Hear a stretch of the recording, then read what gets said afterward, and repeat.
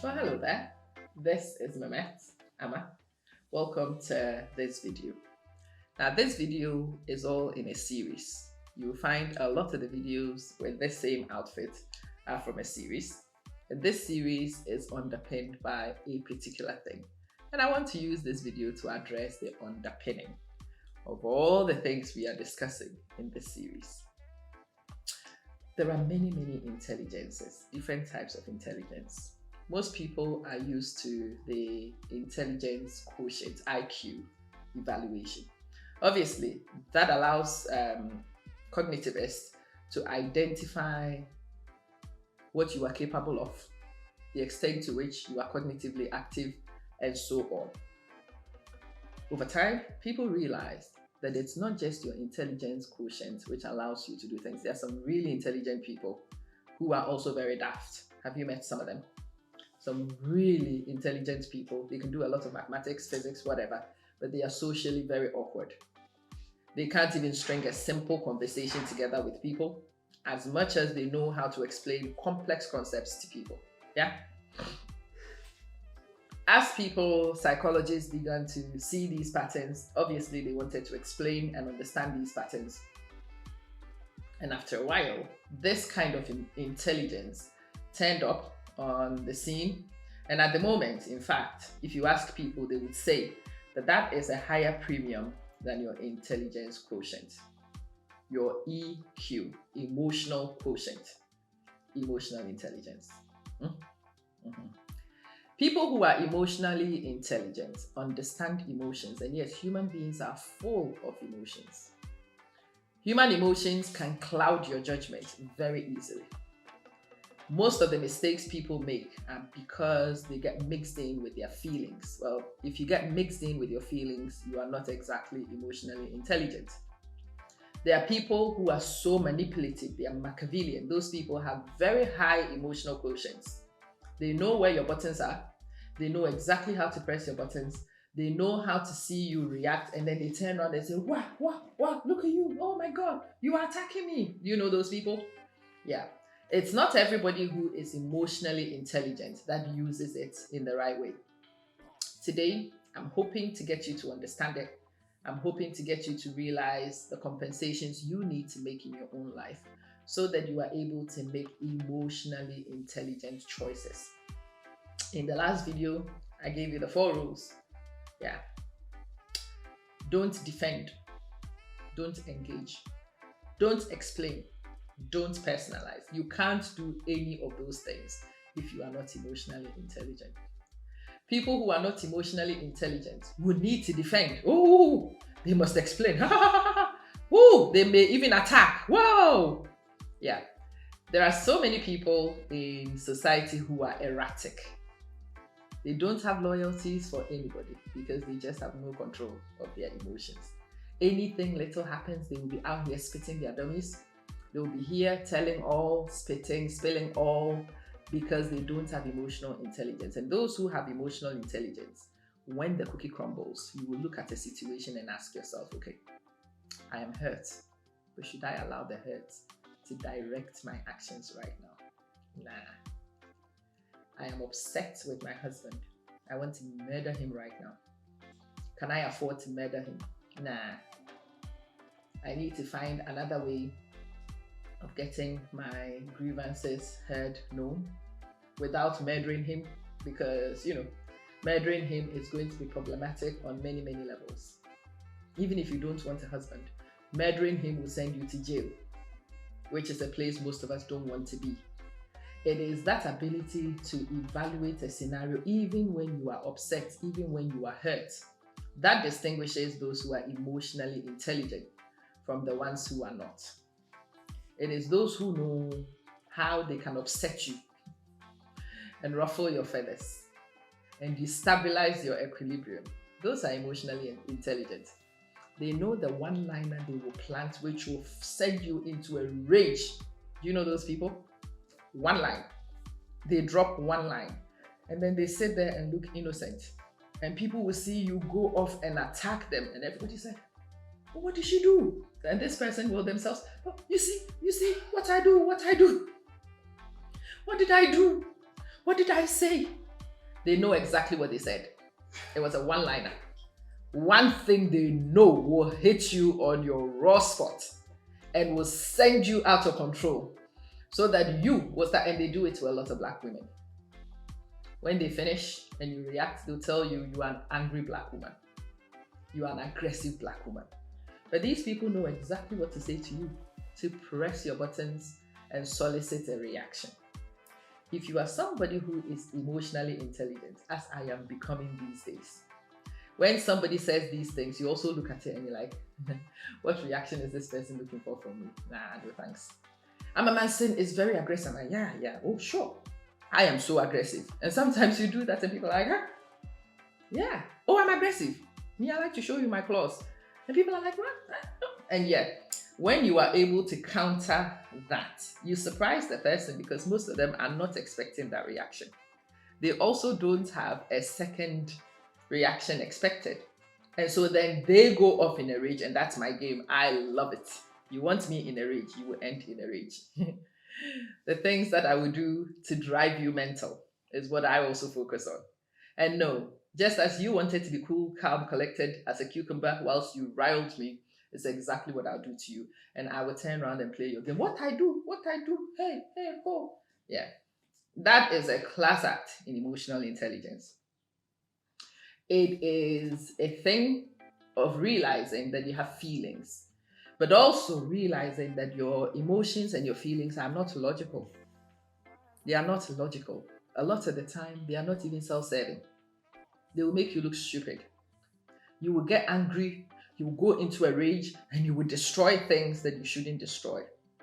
It's not logical. And so an understanding that your emotions are not logical and that you cannot react based on your emotions allows you to distance yourself from those emotions and to react with your head instead of your heart. Now that is emotional intelligence. Knowing how to hold your emotions in check. I have learned the most emotional intelligence in my practice as a teacher. There are children whose behaviors are awful. You don't really care, but you need to put on a performance as if you are angry so you can deter them. But as soon as you finish that, there is a child in the corner who's being wonderful that requires you to be loving and warm and tender to encourage them, and you flick between emotions. The children say that I am bipolar. Well, I always tell them I am multipolar. I'm not even bi, I have many poles. Being able to switch on your emotions and flick requires a certain distance emotionally so that you allow logic to rule how you react. So this kid is one you should slap, but if you slap him, you will lose your job. You can't slap him. All right. So how can I frustrate you instead, considering you want to frustrate me? So I will smile, I will ignore you, I may even be sweet back at you, just for you to realize that you can't press my buttons. And whilst you're doing it, I will be pressing your buttons gradually as we go along. And there are some times where you need to bring a kid in your warm embrace because they cannot handle that kind of reaction. Knowing how to react in real time and getting your reactions correct most of the time is the mark of somebody who is emotionally intelligent. For me, one of the most emotionally intelligent human beings I have ever met is my father. My father, as a young girl, I had problems with that guy. You hear me? Things will happen. All of us will panic. I expect my father to care, and I expect him to panic. Because that's what you do when you care, panic. The guy will refuse. He will ask you, whilst you are panicking, to make him a cup of tea. You will make this guy a cup of tea, and he will accept it graciously, very gracefully. And he will be so calm and drink it. He would tap his foot. I have come to know that the tapping of his foot was something he did to cope with the emotions. I did not understand it as a kid. So as he would get riled, he would tap his foot and use that to release the buildup of the energy in him. The tapping of his foot was his release. The closing of his mouth was what he did to avoid releasing through his mouth. He's a human being. So he did have emotions. Yes, there are certain things that riled him, but he refused to speak in that moment. So he tapped his foot. And when he had tapped enough and he had vented enough of the energy through that, he will call you guys in his calmest voice. Are you people done panicking?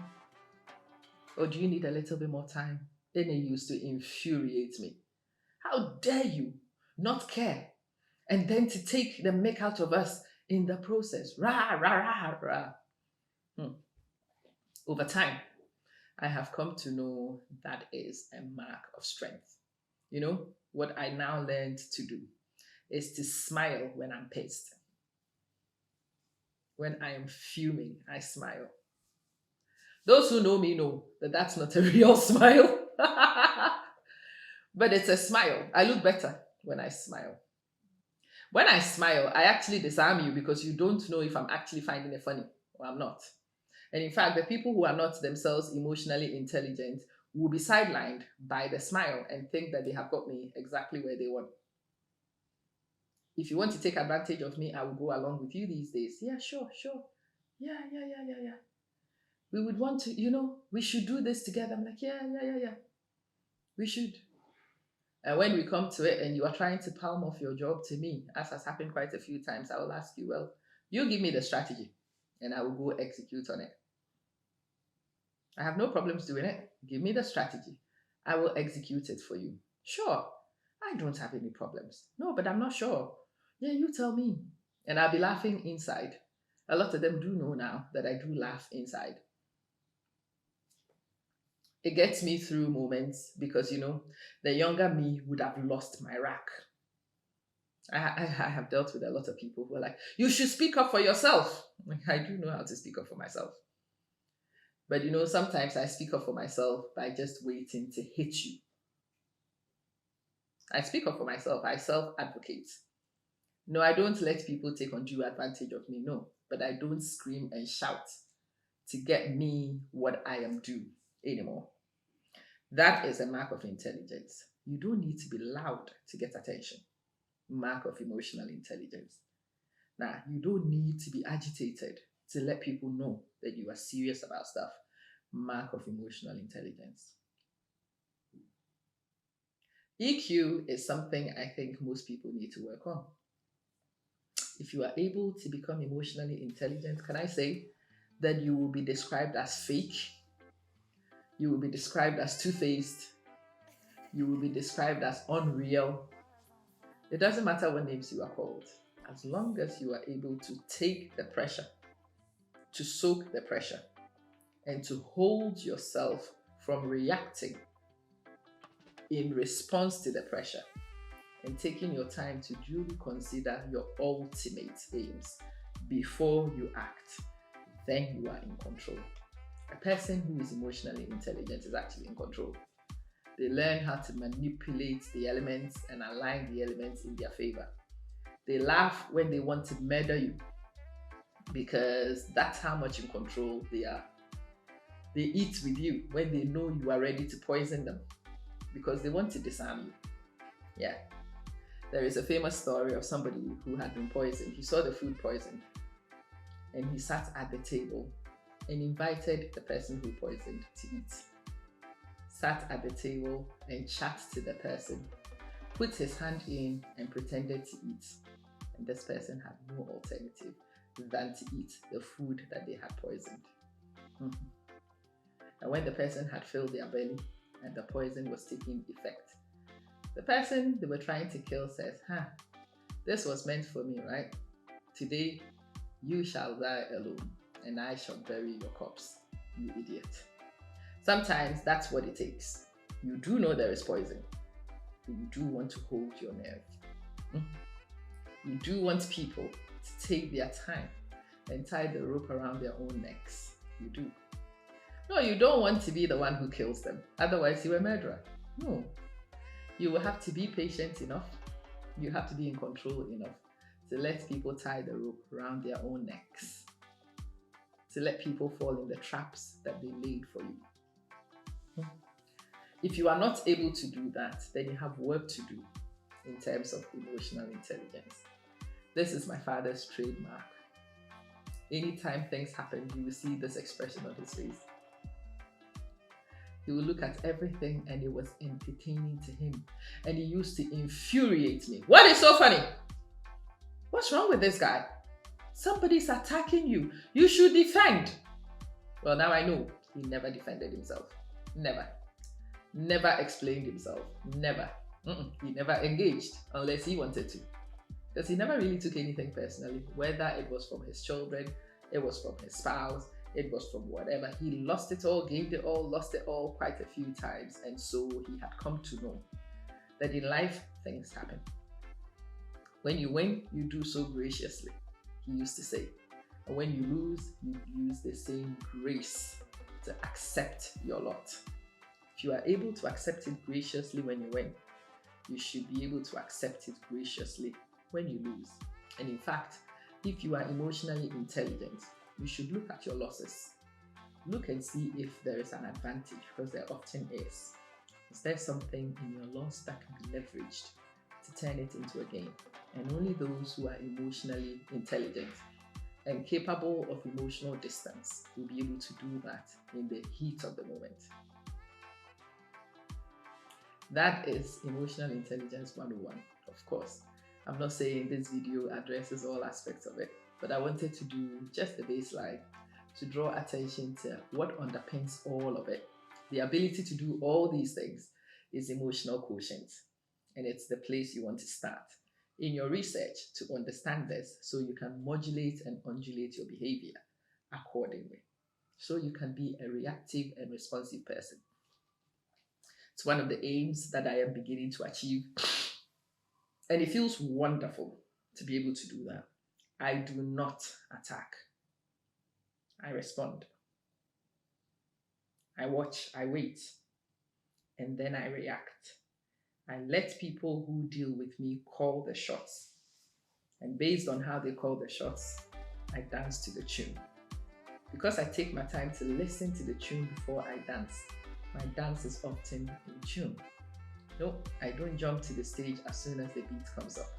You allow a few moments to listen to the rhythm, to see how it all goes, to see how it unravels before you put in your step. That requires emotional control. It does. And that's where you want to start your search from. Emotional control. Starting from emotional distance. Go look it up, and I'll see you in the next video.